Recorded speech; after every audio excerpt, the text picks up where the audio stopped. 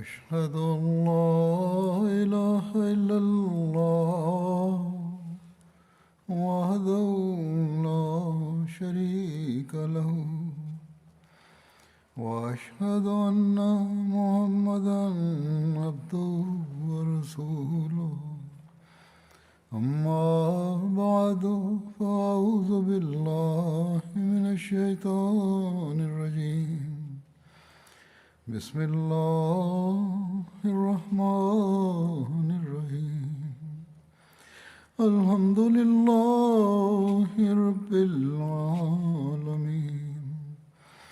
الرحمن الرحيم مالك يوم الدين إياك نعبد وإياك نستعين اهدنا الصراط المستقيم صراط الذين أنعمت عليهم غير المغضوب عليهم ولا الضالين. After reciting the Tashahhud, Ta'awuz and Surah Al-Fatiha, Hazrat Khalifat al-Masih the fifth Ayyadullah Ta'ala ibn Aziz stated, "The month of Ramadan arrived and passed by, showering its blessings on all those who tried to seek its bounties. Now only 2 days remain, and in some places there may be 3 days left. Nevertheless, the month of Ramadan is coming to an end.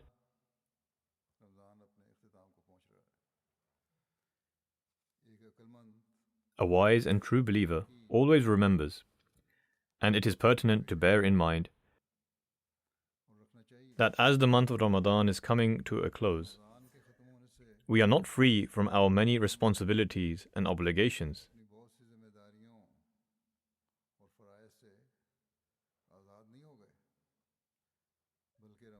As a matter of fact, the month of Ramadan came in order to teach us how to truly fulfill these responsibilities and obligations.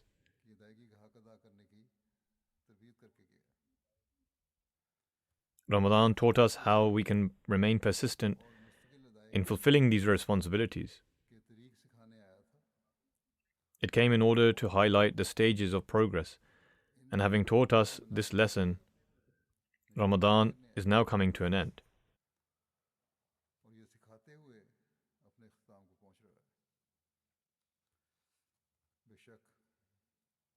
Even though the month in which fasting is obligatory is coming to an end, the time to maintain these standards and progress in the other responsibilities is now beginning.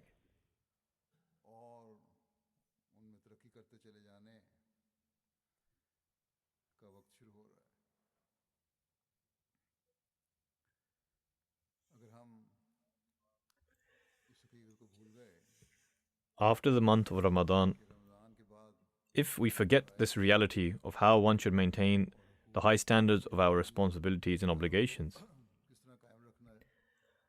then we have not observed the month of Ramadan in accordance with the guidance of the Holy Prophet ﷺ. In a hadith, it is mentioned that the Holy Prophet ﷺ said, "All 5 prayers, 1 Friday prayer to the following Friday prayer, and 1 Ramadan to the next Ramadan, becomes the means of atoning for the sins that are committed between those periods, with the condition that one abstains from committing grievous sins."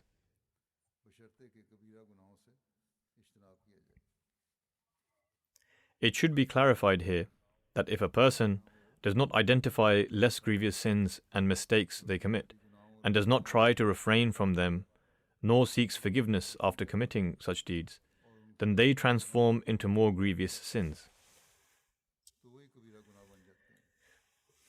Hence, what is meant here is that a person should always remain fearful of Allah and seek forgiveness from Him, so that one can refrain from these deeds.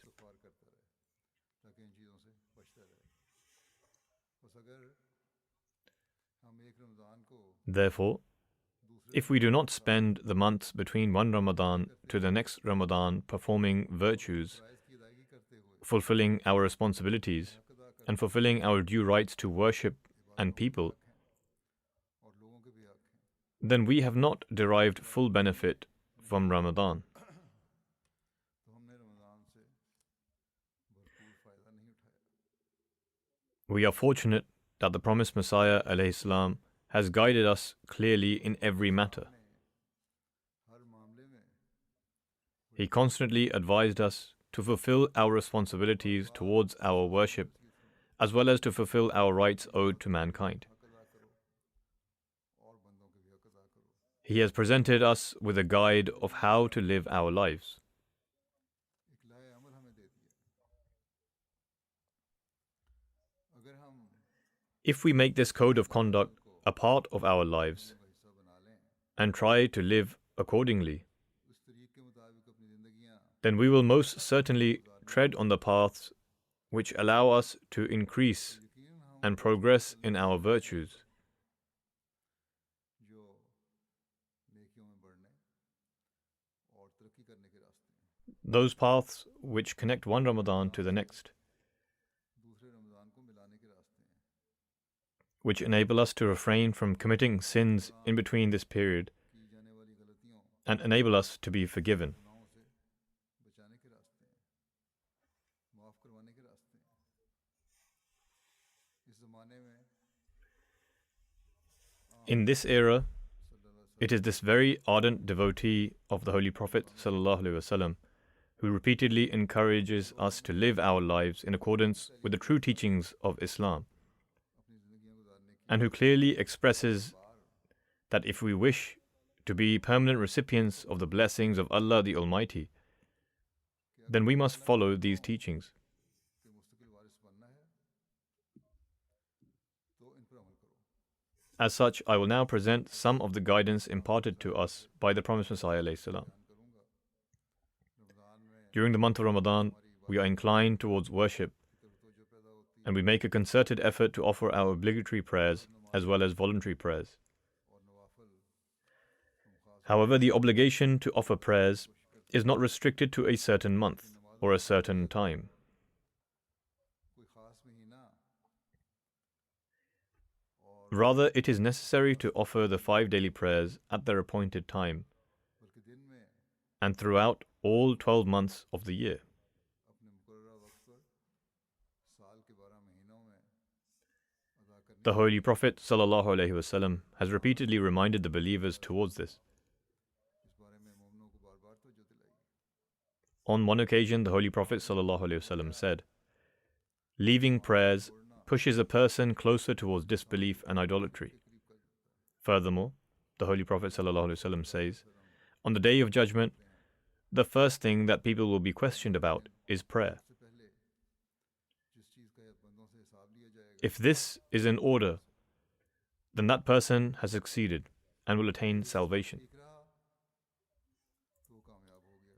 This is the significance of the obligatory prayers. बस ये अहमियत It is not limited to a certain month. किसी खास महीने के लिए Rather, our attention has been drawn towards offering the 5 daily prayers. 5 नमाज़ों की तरफ तवज्जो दिलाई गई।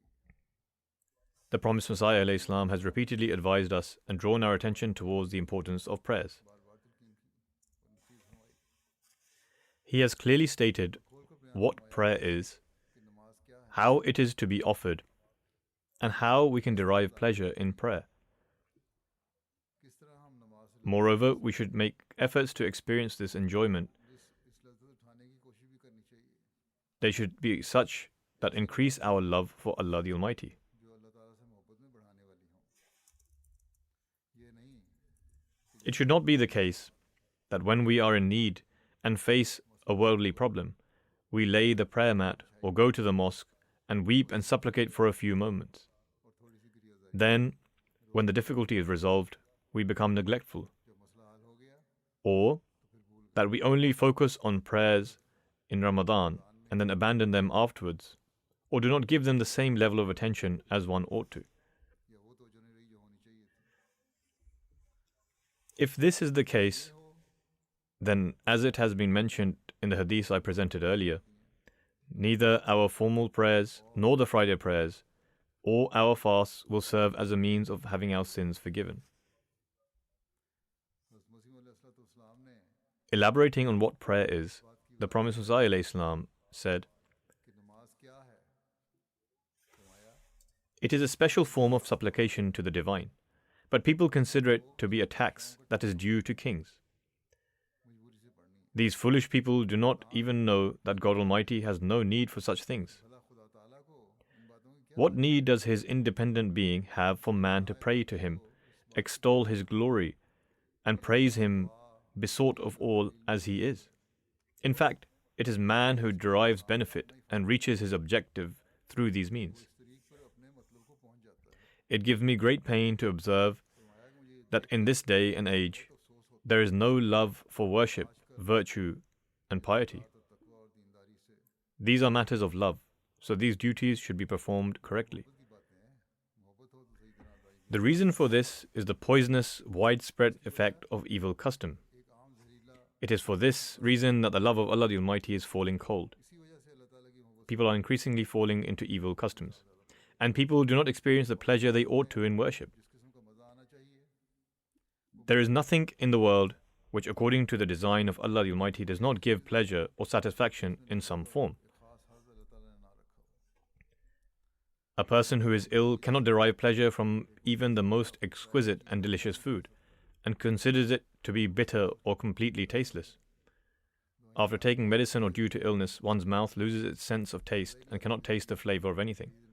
A sick person will refuse to eat anything or start criticizing the food. The Prophet ﷺ continues, "So too is the case with those people who derive no pleasure and delight from the worship of God. They are also like the sick. Such people should worry about their ill state. For as I have just stated, there is nothing on earth which Allah the Almighty has not instilled with the characteristic of granting pleasure in some form or another. Allah the Almighty has created man so that he may worship Him. Why then would there be no pleasure and delight in this worship? There is definitely pleasure and delight in worship. If only there were those who would take it. Allah the Almighty states, وَمَا خَلَقْتُ الْجِنَّ وَالْإِنسَ إِلَّا لِيَعْبُدُونَ. Now, when the purpose of man's creation is worship, it is necessary for there to be immense pleasure and satisfaction in worship. Such an extent must have been placed in it, for which man is created. We can appreciate this very well from our daily observation and experience. For example, grain, along with all the things that we eat and drink, have been created for humans. Do they not then derive a pleasure and satisfaction from these things? Does man not possess a tongue so that he can experience the taste, flavor, and sensation that is associated with these things? Does man not derive pleasure from looking at beautiful things, whether plants or minerals, animals or other human beings? Do the ears not derive pleasure from attractive and beautiful voices?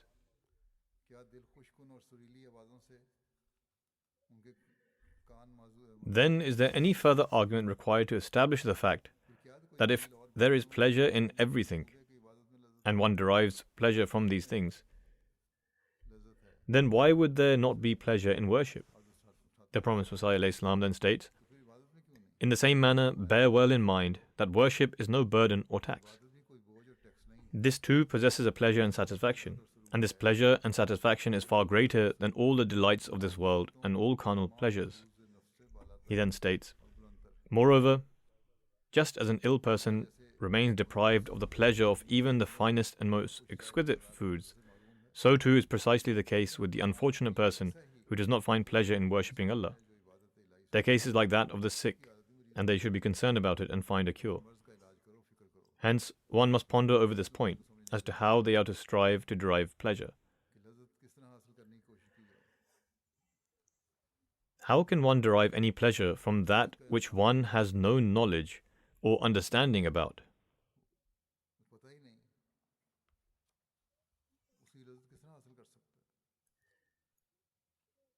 How can one who has lost all their senses and faculties benefit from the pleasure of any blessing or feel its satisfaction?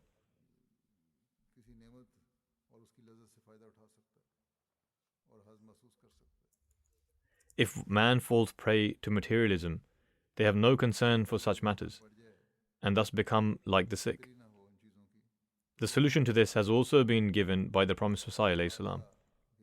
He states,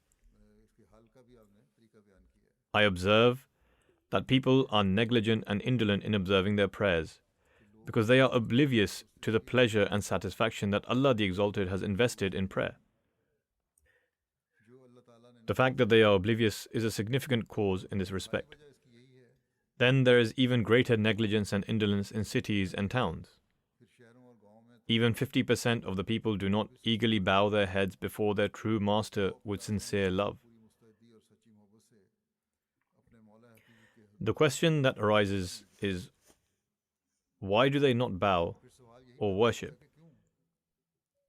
People do not know of this pleasure, nor have they ever experienced this delight. Other religions do not prescribe such injunctions. At times it so happens that people are busy in their engagements, and the call for prayer is made.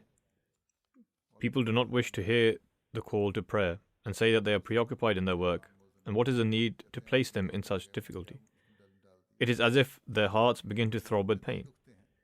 They are pained upon hearing the call to prayer. Sometimes people also say to others, out of ostentation, that they must go to pray or close their shops. Such people are worthy of pity. There are certain people here as well, whose shops are situated adjacent to mosques, but they never join in the prayer. All I wish to say is that one ought to fervently and passionately pray to God Almighty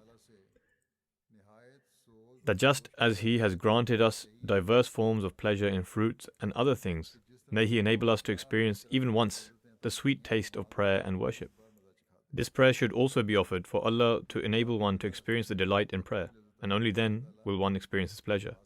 When one experiences His pleasure, they will understand the delight of prayer and will be mindful of it. Observe if an individual looks at someone beautiful with delight, they remember it well. Further, if a person sees an ugly and hideous figure, the entire state of such a figure comes forth as an embodiment in the mind of the observer. Of course, if a person is indifferent and saw the figure in passing, then one remembers nothing. Similarly, in the estimation of those who do not pray, the prayer is like a penalty, whereby one is unjustly forced to wake up in the morning when it is cold and leave their precious sleep to perform ablution, and compelled to forsake many comforts in order to offer it. The actual fact is that such a person is averse and therefore is unable to understand. They are oblivious to the pleasure and satisfaction that is present in prayer. Such a person is a Muslim and believer by name. However, there is an aversion in their heart, and they cannot understand it. As compared to prayer, they think there is more pleasure in sleeping or other things. The promised Messiah ﷺ says, they are completely oblivious. How can they experience pleasure in prayer? I observe that when a drunkard or one who suffers from addiction is unable to find satisfaction, they continue to drink glass after glass until they are finally inebriated. A wise and prudent individual can benefit from this example. How can they derive benefit from the example of a drunkard?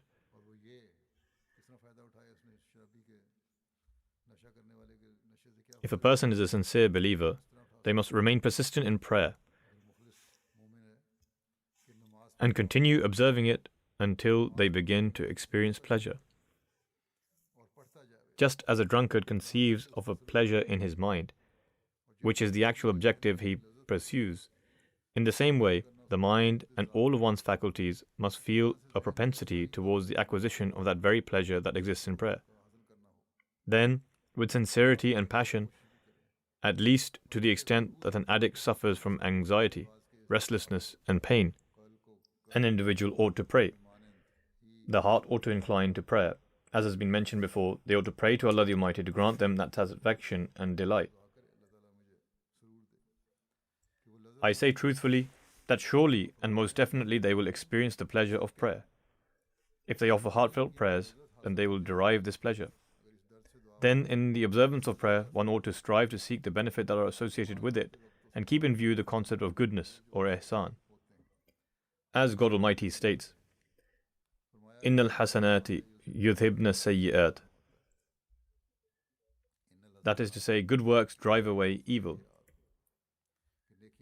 Therefore, whilst aspiring to goodness and striving to attain the pleasure in prayer, one ought to supplicate that God enables one to observe the prayer that is a characteristic of the truthful and of those who excel in good works. As mentioned, Allah the Exalted has stated, "Innal hasanati yudhibna sayyi'at." And this means that good works or prayer drives away evil. In another instance, God Almighty states that prayer saves one from indecency and manifest evil. However, despite this, we observe that there are people who observe prayer, yet still indulge in evil deeds. The response to this is that they observe prayer, but not in its true spirit, nor with piety. If there is no effect in one's prayers, then it means that despite praying, they do not offer prayers in its true spirit or with piety. They only perform useless movements in the form of a custom and habit. Their soul is dead. Allah the Exalted has not described this as hasanat, or good works. Such prayers are not deemed as hasanat. In this verse, God has used the word hasanat, as opposed to as-salat, even though the two words mean one and the same thing. This is because God wishes to allude to the merit and beauty of prayer, which in its true form possesses within it a spirit of truth and the effects of divine grace. This form of prayer does indeed drive away evil. Prayer is not simply a process of sitting and standing. In fact, the essence and soul of the formal prayer is that supplication which possesses within it a pleasure and satisfaction. Thus, it is imperative to pray for this joy and pleasure and to be cured of this illness. One must not pray only for the fulfillment of their worldly desires. Rather, one should pray for this as well. Just as a person explores all avenues to become healthy, cure themselves from an illness, and prays for health, in the same manner one should pray for this as well. Then, while imparting guidance, the promised Messiah ﷺ states, "You should pray as the Holy Prophet ﷺ did. Albeit, after offering the prescribed portions of prayers, you should also supplicate for your personal needs and desires in your own language and beseech God Almighty. There is no harm in doing so, and your prayers are certainly not wasted because of this. These days people have corrupted prayer. Instead of actually offering prayer, they simply nod their heads. They offer it hastily in the same manner that a hen pecks away, and they remain afterwards to supplicate. This is particularly prevalent in Asia, in India, and Pakistan. Prayer is offered in haste, and afterwards they raise their hands to supplicate. The Prophet ﷺ states, "The true essence and soul of prayer is supplication. How can this true objective be achieved by supplicating after coming out of prayer? This is similar to the case of one who enters the court of a king, and when it comes to time to make a request, one does not avail the opportunity to say anything, and only after having left the court, one makes the request. What is the benefit of this? Such is the case of those who do not supplicate in their prayers with humility and anguish. The supplications you wish to make should be made in prayer, while being mindful of the etiquettes of prayer." How has the Holy Prophet ﷺ taught us the method of prayer? In this regard, there is a narration that is as follows. A man arrived and offered prayer, and then conveyed the greetings of peace to the Holy Prophet. The Holy Prophet said, "Go and offer prayers once again." The Holy Prophet was observing him while sitting in a gathering in the mosque. In this way, the Holy Prophet asked the individual to offer prayers 3 times. In the end, the man said, "O Messenger of Allah, sallallahu alaihi wasallam, I do not know how to offer prayers in a manner better than this. For this reason, I request if you could teach me the correct method of prayer." Upon this, the Holy Prophet said, "When you stand for prayer, proclaim the takbir, and then recite the Quran according to your knowledge. Recite Surah Fatiha and then a portion of the Quran. Then perform the ruku with complete calmness. This does not mean to bow slightly and then to stand up. Perform the ruku with complete calmness and then stand upright. Then prostrate while being fully composed, and then rise from prostration and sit completely upright. Some people briefly rise in between the 2 prostrations and then quickly prostrate once again. The Holy Prophet ﷺ further states, "Sit completely upright and then perform the 2nd prostration. In the same way, offer your complete prayer slowly and in a composed manner." Some people ask about how they can offer the prayer in an excellent manner. This is the method of offering prayers in an excellent manner. To pray unhurriedly and with composure, and by giving each position in prayer its due time.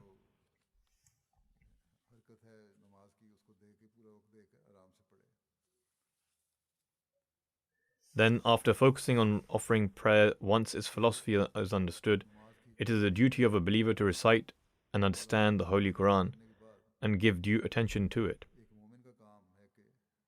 Often during Ramadan, special attention is given to this. You should ponder over the commentary of the Holy Quran, and this is also a means to connect one Ramadan to the next. Great attention should be given to the Holy Quran.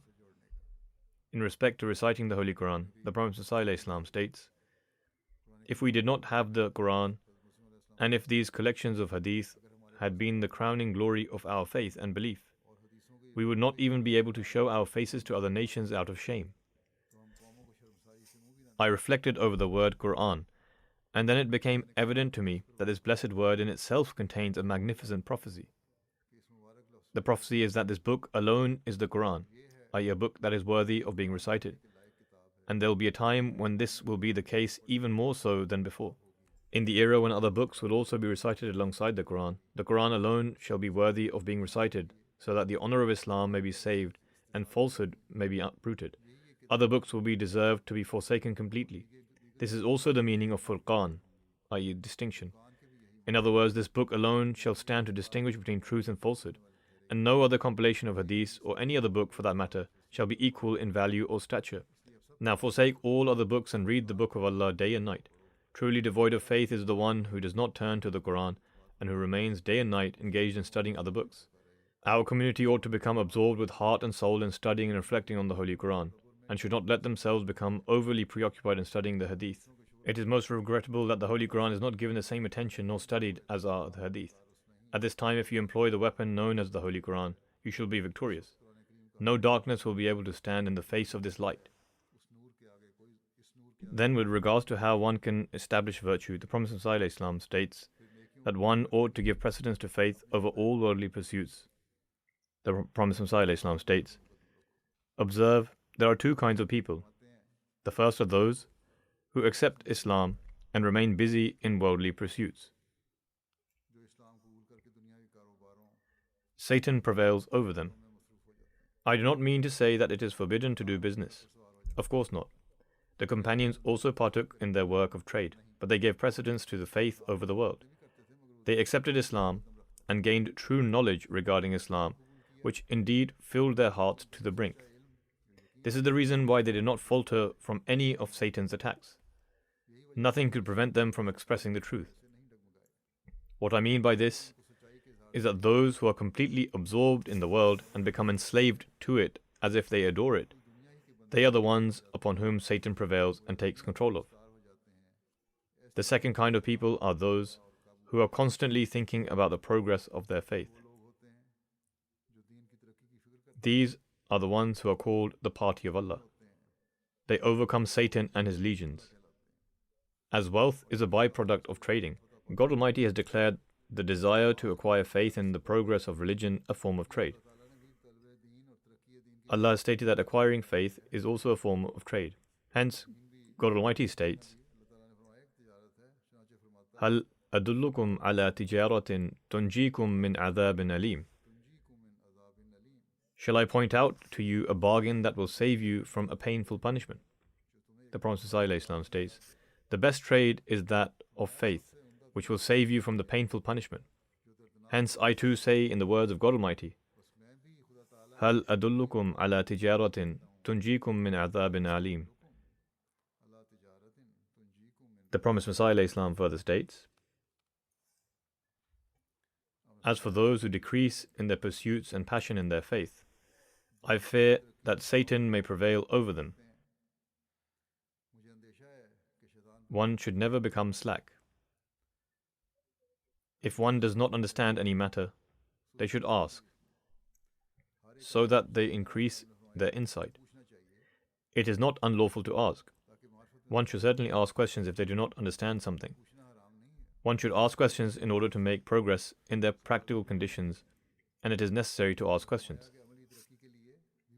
Thus, where on the one hand it is important to strengthen one's faith in order to give precedence to it over all worldly things, it is also important to make progress in one's knowledge and practical condition, and for this one should make an effort.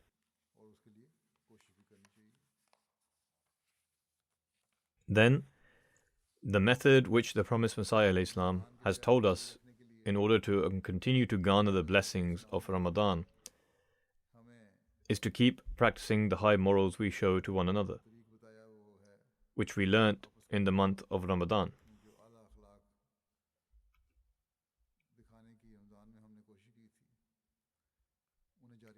And to increase our love for one another and the spirit of brotherhood, and to fulfill the rights of others.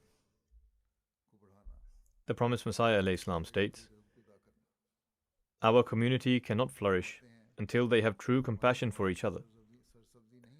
Whosoever has been granted strength ought to show love to those who are weak." I often hear that when an individual sees another stumble, rather than extending him courtesy, that individual looks at him with abhorrence and disgust. However, he ought to have prayed for that individual. Then through love and compassion, he ought to explain to him the issue politely. However, instead of this, the individual increases in malice for the other. If one does not show forgiveness and compassion, the matter will only worsen and the consequences will be grave. God Almighty does not approve of these actions. A community can only be formed when people show compassion to others and conceal their faults. When such a condition is reached, then people become the limbs of the same entity and consider one another to be more than their actual brother. One ought to show love to one another even more than one's own brother. Such is the level of compassion one ought to show. The Prophet ﷺ further states, "If an individual has a son who commits a mistake, the mistake is overlooked and the son would be taken to one side and be explained his mistake. One conceals the faults of his brother, and in turn, the brother conceals his fault. That is, if they have a bond of true brotherhood. One would never wish for the mistake to be disclosed, i.e. that he discloses that he committed such and such injustice or sin.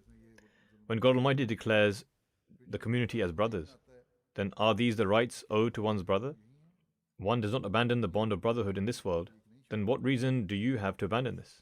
The Prophet ﷺ then states, "Occasionally one can take heed from the example of animals such as chimpanzees and dogs. Internal discord is entirely void of blessings. God Almighty reminded the companions about these blessings and about brotherhood. Even if they spend gold equivalent to a mountain, they would never have achieved this level of brotherhood which they attained through the Holy Prophet ﷺ. God Almighty has created this community in the same way, and He will establish this same brotherhood within it. I have high hopes from God Almighty, as He has promised,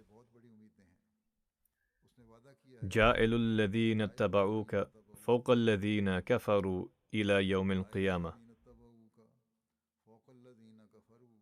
I surely know that God Almighty shall establish a community which will remain triumphant over those who disbelieve until the Day of Judgment. However, presently these are days of trials and weaknesses, and they grant the opportunity to each and every one to bring about a reformation in themselves and improve their condition.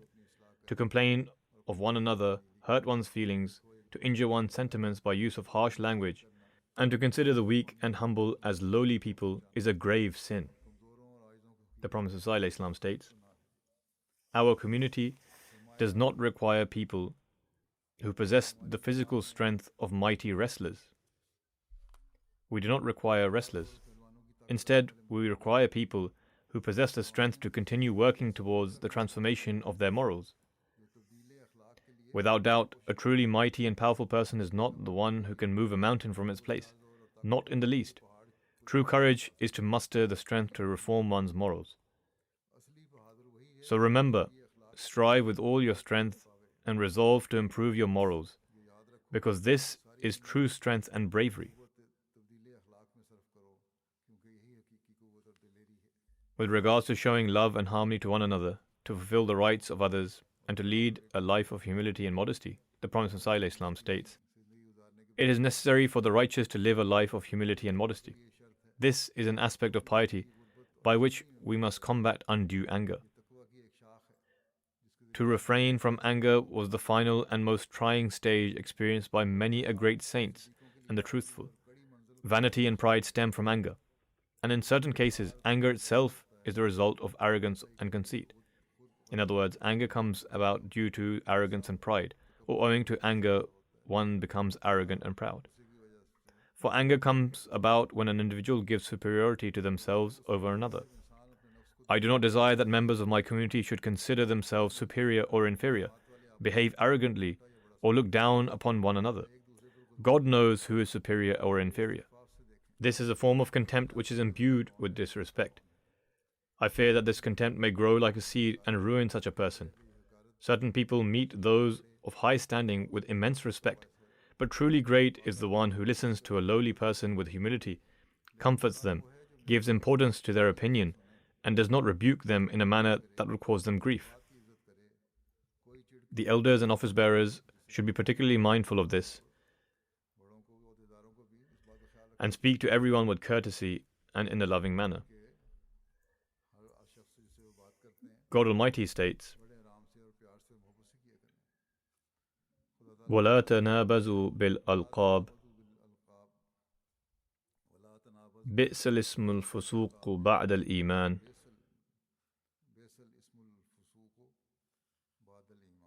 وَمَنْ لَمْ يَتُبْ فَأُولَٰئِكَ هُمُ الظَّالِمُونَ. Do not call upon one another in a hurtful manner out of irritation, for this is the way of the sinners and the transgressors. A person who scoffs at another shall not meet death until they too are subjected to the same. Do not look down upon your brethren. When all drink from the same stream, who knows which of you are destined to drink more than the other? Worldly principles cannot afford a person honor and greatness. In the sight of God Almighty, great is the one who is righteous. Inna akramakum indallahi atqakum. Inna Allaha alimun khabir. Thus, the righteousness which has developed within us during the month of Ramadan necessitates from us that we improve our relations with one another and exhibit excellent morals in our dealings with one another. The Prophet ﷺ then states, I have spoken many times before that you all ought to remain reconciled and united. This is the teaching that God Almighty gave to the Muslims, that you must all remain as one being, or you will lose your stature. The reason that Muslims have been instructed to stand together in prayer is to foster unity. The goodness in one person will flow into the next like an electric current. The goodness in one person will flow into the next like an electric current. If you are divided and disunited, you shall be deprived. The distances that have been placed during congregational salat in light of the current circumstances is due to a particular reason. However, children and others should not think that this has become a permanent practice. The conditions are gradually improving and the distances is now reducing as well. God willing, the conditions will go back to normal. In any case, the actual method is that when the rows of prayers are formed in the mosque, the congregants should stand next to one another. One should always be mindful of this. In light of the extenuating circumstances, a temporary arrangement was made so that at least prayers could be offered in congregation. This is why the distances were created. God willing, just as the conditions are continuing to improve, the conditions will quickly return to normal. The Prophet ﷺ further states, the Messenger of Allah ﷺ has said that you ought to love one another and pray for each other even without the other's knowledge. It is very important that one pray for the other without them even knowing, or whether or not one asks you to pray for them, or even if you do not personally know them. To pray for the Jamaat in general and for the members is a very noble deed. If an individual prays for someone without their knowledge, an angel says, may it be so for you as well. What an outstanding thing indeed. If someone were to suggest that man's prayers are not heard, at least they will agree that the prayers of an angel are accepted. I would like to advise you and say that there should be no discord amongst you. The Prophet ﷺ states, I have only brought you two teachings. Firstly, to establish the oneness of God. Secondly, to show one another love and sympathy. Show an example that serves as a miracle for others. This was what developed amongst the companions, and it served as an argument to others. Kuntum a'da'an fa'allafa bayna qulubikum. Meaning, you were enemies, and He united your hearts in love. Remember, unity is a miracle. Remember, until each and every one of you likes for your brother what you prefer for yourselves, you are not from among my community. Such a one suffers misfortune and trial. He shall not meet a good end. Then, whilst drawing our attention towards instilling the love of God within us, the Prophet ﷺ states, what is meant to love God? It is to give precedence to the pleasure of Allah the Almighty over one's parents, wife, children, and one's own self. In short, to give precedence over everything. Hence, it has been mentioned in the Holy Quran, فَاذْكُرُوا اللَّهَ كَذِكْرِكُمْ آبَاءَكُمْ أَوْ أَشَدَّ ذِكْرًا, i.e., celebrate the praises of Allah as you celebrate the praises of your fathers, or even more than that, and with a greater degree of love. The Prophet ﷺ states, in order to establish the true unity of God, it is necessary to fully partake of God Almighty's love, and this love cannot be attained unless one fully expresses through actions. One has to demonstrate this love practically and express it as well. It is not established through mere verbal utterances alone. If one continues uttering misri, which is a type of rock sugar, that thing will never turn sweet in reality, i.e., one will not suddenly taste the sweetness of it by calling the name of sugar or something sweet. Or, if one verbally declares to be the friend of another, but avoids helping and supporting them in times of difficulty, they cannot be deemed a true friend. Likewise, one cannot derive any benefit if they merely profess the unity of God Almighty and verbally declaring their love for Him. There is no benefit in this. In fact, there is a need for the practical demonstration of this as opposed to the verbal declaration. This does not mean that verbal declarations are futile. Nay, what I mean is that practical affirmation is required alongside verbal testimonies. Therefore, you must dedicate your lives in the way of Allah. This in itself is Islam. This is the task for which I was sent. Hence, those who do not come to this spring, which God Almighty has caused to flow for this cause, indeed remain deprived. If one wishes to attain something and achieve their purpose, a true seeker must rush to this fountainhead, step forward, and place their mouth at the edge of this flowing spring. But this cannot happen until and unless one falls at the threshold of God Almighty's providence, having abandoned all estrangement, and unless they make an oath that even if they lose all the honor in the world and they are faced with overwhelming difficulties the size of mountains, that they will never abandon God Almighty and be ready to make all kinds of sacrifices in the way of Allah. Prophet Abraham's wonderful sincerity was such that he was even prepared to sacrifice his son. The purpose of Islam is to also create many Abrahams. The Holy Quran has highlighted this very attribute of Abraham, that he was loyal. Hence, you must all strive to become like Abraham. I say to you truthfully, do not worship saints, instead become saints yourselves. Do not worship spiritual guides, become one yourself. Tread along these paths. Becoming a spiritual guide does not mean that you become arrogant or conceited. Rather, it means to adopt a humility and humbleness and also loyalty. This is the meaning of this. It does not mean to adopt worldliness like the spiritual guides we find today. The Prophet ﷺ says, tread along these paths. No doubt they are narrow, but having passed through these, one shall attain peace and tranquility. However, it is incumbent to pass through these doors, leaving many things behind. If one has a large bundle over their head, it will be difficult to pass through. If you wish to pass through this, you must throw away that bundle of worldly relations and eschew placing the world before one's faith. Our community desires to please God Almighty, so it must therefore throw that bundle away. Know full well that if you do not possess loyalty and sincerity, you shall be declared to be liars and cannot be deemed truthful in the sight of Allah. In such a case, the one who adopts the way of the treacherous instead of loyalty shall be destroyed even before their enemies. God Almighty cannot be deceived, nor can anyone try to deceive Him. Therefore, it is necessary to develop true sincerity and honesty. The promised Messiah ﷺ explained that one can attain true sincerity through patience and prayer. One ought to strive to attain this, and for this one must submit to the threshold of Allah the Almighty with steadfastness. Thus, with each passing day, we must increase in our bond of loyalty with God Almighty. This is our code of conduct. A constant focus on our prayers with the firm resolve and to offer them in an excellent manner with all its due rights, to read and understand the Holy Quran and to obey all its commandments, to fulfill each other's rights and to establish the unity of God. In actuality, every action of a true believer is for establishing the unity of God, and indeed it should be. This was the very reason for the advent of the promised Messiah ﷺ, and this is something he repeatedly stated. Thus, this is something we ought to understand, otherwise verbally pledging allegiance is of no benefit. The promised Messiah ﷺ has explained this clearly on several occasions.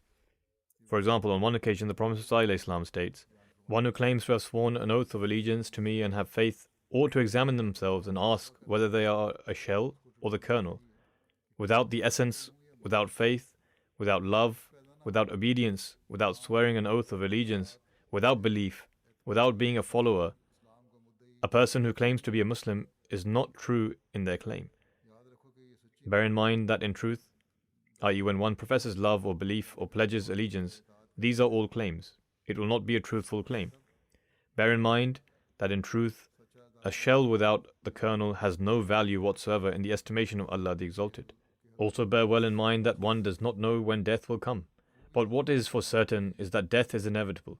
So you must never suffice on a mere claim and be pleased by this alone. This is never useful. Until one brings upon oneself many deaths and undergoes many changes and transformations, one cannot attain the true purpose of humanity. The Prophet ﷺ states, "Observe the state of the world today. Our noble Prophet demonstrated through his own actions that his death and his life were all for the sake of Allah the Almighty alone. But then there are the Muslims of today. If someone is asked whether they are a Muslim, they will respond in the affirmative by saying all praise belongs to Allah. But the man whose creed they recite was one whose entire life was based on the guiding principle of devotion to God. Yet the Muslim of today lives for the world and dies for the world, until they finally begin to breathe their last. When one is close to death, they remember God. It is the world that is their objective, the object of their love and desire. How then can such a one say that they follow the Messenger of Allah? This is an instant for contemplation. Do not consider this to be an ordinary matter. It is not easy to be a Muslim. Do not rest until you develop obedience for the Messenger of Allah and inculcate a true image of Islam within yourself. The current state of affairs may be likened to a shell and nothing more. You may call yourselves Muslims without truly following the Messenger of Allah. If a person calls themselves a Muslim without following the Holy Prophet, then this is futile and like a hollow shell. It is not wise to be content with a name alone. The Prophet ﷺ then gives an example. A Muslim told a Jew to accept Islam, to which the Jew responded, "Do not be pleased by a mere name," i.e. that he should not be pleased just because he calls himself a Muslim. "I named my son Khalid, but I was forced to lay him to rest before the start of the evening," i.e. he did not live forever, nor had a long life. So seek the essence. Do not be satisfied with mere names. How shameful is it to call oneself the follower of such a magnificent prophet, yet spend a life akin to that of disbelievers. Show an example of Muhammad, the Messenger of Allah ﷺ, in your own lives and foster within yourselves a similar state. Be mindful that if you have not developed such a condition, then you are a follower of Satan. This is a grave warning that such a person will become the follower of Satan. In short, it can now be very well understood that becoming the beloved of Allah the Almighty ought to be the prime objective of a person's life. Until a person is endeared to Allah the Exalted and they do not receive His love, they cannot live a life of success. Now this is not possible until one sincerely obeys and follows the Messenger of Allah. The Messenger of Allah has shown through his own example what Islam truly is. So inculcate that very same Islam within yourselves, so that you may become the beloved of God. The Promised Messiah Islam states, remember that our community is not simply for living a life like other normal worldly people. It is not enough to simply proclaim to be a Muslim and consider there to be no need of any action, which unfortunately has become the state of the Muslims. If they are asked whether they are Muslim, they reply all praise belongs to Allah, and yet they do not offer their prayers, nor afford respect and honor to the holy and sacred institutions of God Almighty. Therefore, I do not desire from you to simply utter a proclamation from your tongues and practically demonstrate nothing. This is a futile condition to have, and God Almighty is certainly not pleased with this. And it was for the reformation of this very condition of the world that God Almighty has sent me. Thus, if despite forging a bond with me, one does not reform his condition, nor progress in his practical faculties, and instead considers the utterance from his tongue to be sufficient, then such actions of a person will signify that he does not consider my advent necessary. Through his actions, he expresses that there was no need for the advent of the Promised Messiah. If through your practice you wish to demonstrate that there is no need of my advent, then what is the purpose of forming a bond with me? Thus, if you establish connection with me, then you must fulfill the purpose and aim for which I have come, and that is for one to show loyalty and faithfulness to God Almighty and act upon the teachings of the Holy Quran in the manner demonstrated by the Holy Prophet and his companions.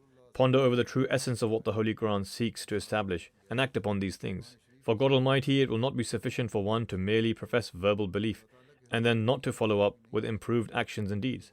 Remember, the community that God Almighty wishes to establish cannot survive without righteous deeds. This is that remarkable community, the inception of which began from the time of Prophet Adam. There is not a single prophet that appeared in this world who failed to make mention of this message. Therefore, cherish this message, and one can only do that by proving through one's actions that they are the ones who belong to this righteous community. Thus, if we have pledged allegiance to the Promised Messiah Islam with this conviction that he indeed is the Messiah and Mahdi, whose advent was prophesied by the Holy Prophet ﷺ, then we will need to bring about a pious change within ourselves. We will have to bring about a transformation in us and become an example for the world to follow. We will have to set the high standards of fulfilling the rights of Allah and the rights of His creation. The training we have received during the month of Ramadan, we must continue to practice it throughout the year. We must try our utmost to implement the plan of action which I have presented through the words of the Promised Messiah Islam. We must offer our prayers in the best manner. We must adhere to the commandments of the Holy Quran. We must fulfill the rights of one another. We must offer every sacrifice for the sake of the establishment of the unity of God. It is only then that we will be able to do true justice to our Bayt. May Allah the Almighty grant us the opportunity to do so. Also continue to pray and pray that the conditions of the world improve. Those countries who harbor enmity for one another and are attacking one another, may they act with wisdom and refrain from their actions, because the world is quickly heading towards destruction.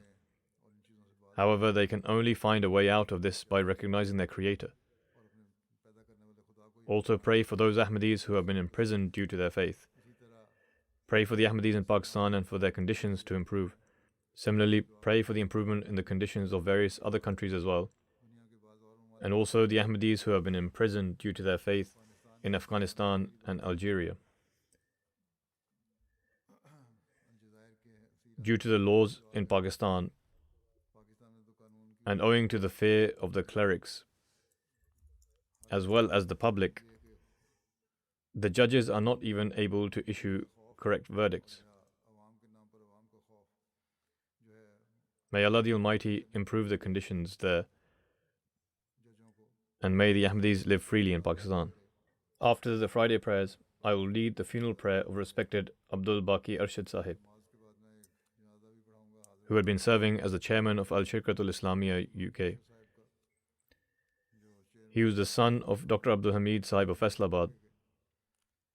He passed away on 27th of April at the age of 88. Verily to Allah we belong and to Him shall we return. He was the great-grandson of Hazrat Mian Chirag Din Sahib, a companion of the Promised Messiah Islam. He was also from the family of Hazrat Muhammad Hussain Sahib, known for his work on Marham-e Isa, and Mia Muhammad Yusuf Sahib, who served as private secretary during the time of Hazrat Muslim Maud radiyallahu anhu.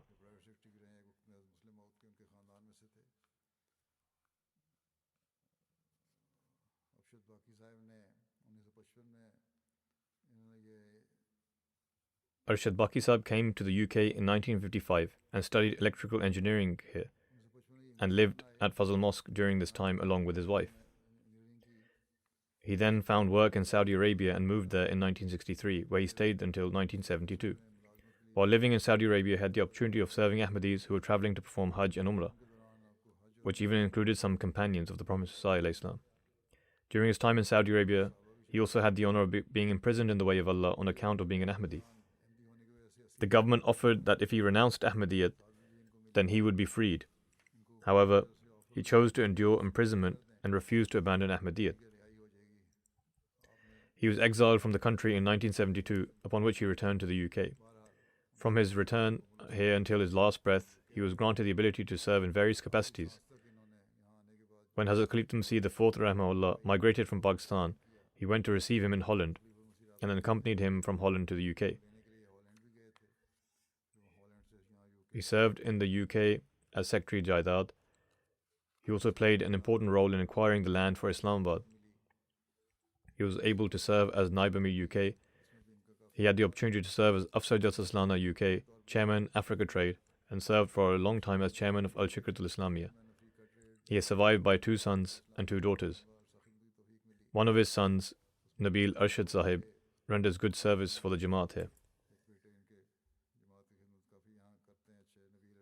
A former office worker, Mubashir Zafar Sahib, says, even though he was serving as a volunteer, he never accepted any allowance from the Jamaat. He worked with great responsibility and was very punctual. Despite his frail health, he would work in the office for 8 to 10 hours a day, undeterred by his illness. He says, secondly, he was keen on working with his own hands. He always made his own cup of tea. If someone made tea for him, he would not allow anyone to wash the cup and would wash it himself. Sometimes, after lunch in Deer Park, some people would leave their dishes on the table, which he would pick them up himself and then would clean the table rather than asking someone else to do it. Sometimes, if the toilets needed to be cleaned and the cleaners had not come, then he would clean the toilets himself as well. He was a leader who worked with great humility and effort. He also had a very good memory and tended to Jamaat records and whatever other duties he was given with great care. He was very regular in offering the prayers and doing so in congregation. He had great respect for Khilafat. If there was ever any directive from the Khalifa, no matter if it was contrary to his own personal opinion, he would immediately accept it wholeheartedly and forget whatever his own opinion on the matter was. Wadud Malik Sahib says, I was very young compared to him. But despite this, whenever I went to visit him, he would very kindly impart guidance and would meet me with great humility. He would meet me not as if I was younger than him, but as if I was his equal. Manuddin Shams Sahib has also written about him, saying, in the beginning, Hazrat Khalifah Masih IV Rahimahullah had assigned him to ensure that the needs of the households in Islamabad were looked after, and he fulfilled this duty in an excellent manner. Similarly, until the very end, he carried out his duties at Al Shirkatul Islamiyah in exemplary fashion. He was in constant contact with MTA and played a role in various financial and contractual matters. May Allah the Almighty bestow His forgiveness and mercy upon him and elevate his station. May Allah enable his children to serve the faith and remain sincere and loyal to the Jamaat and Khilafat.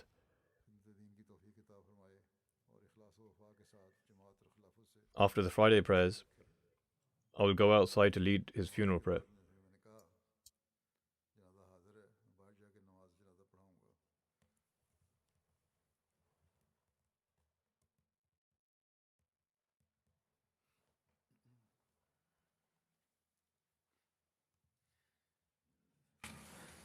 الحمد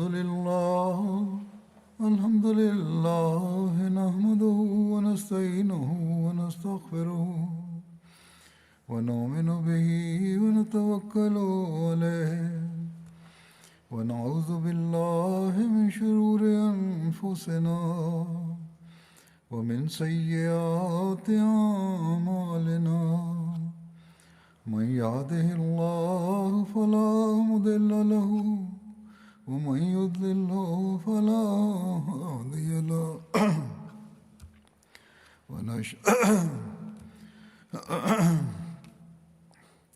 ونشهد أن لا إله إلا الله ونشهد أن محمدا عبده ورسوله عباد الله رحمكم الله إن الله يأمر بالعدل والإحسان وإيتاء ذي القربى وينهى عن الفحشاء والمنكر والبغي يعظكم لعلكم تذكرون اذكروا الله يذكركم وادعوه يستجب لكم ولذكر الله أكبر